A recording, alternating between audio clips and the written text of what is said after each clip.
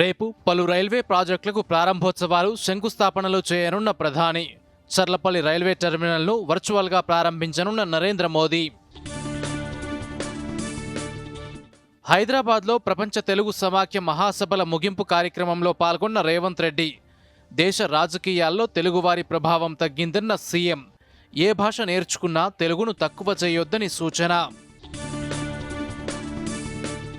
ప్రజాభవన్లో రాజీవ్ గాంధీ అభయహస్తం కార్యక్రమంలో పాల్గొన్న సీఎం రేవంత్ రెడ్డి. 20 మంది సివిల్స్ అభ్యర్థులకు ₹1,00,000 చొప్పున ఆర్థిక సాయం అందజేత. ఏడాదిలో 55,143 ఉద్యోగాలు ఇచ్చి రికార్డు సృష్టించామన్న ముఖ్యమంత్రి.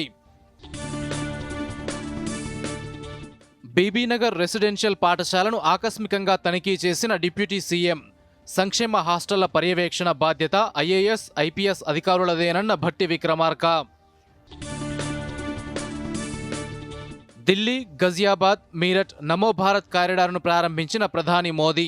12,200 కోట్ల రూపాయల విలువైన ప్రాజెక్టులకు ప్రారంభోత్సవాలు, శంకుస్థాపనలు. రాజధాని ప్రజలు ఆప్ ప్రభుత్వంతో విసిగిపోయారని ప్రధాని వ్యాఖ్య. సిడ్నీ టెస్టు ఫలితం నిరాశ కలిగించిందన్న పేసర్ బుమ్రా. వైద్యుల సూచన మేరకే బౌలింగ్ చేయలేదని వెల్లడి.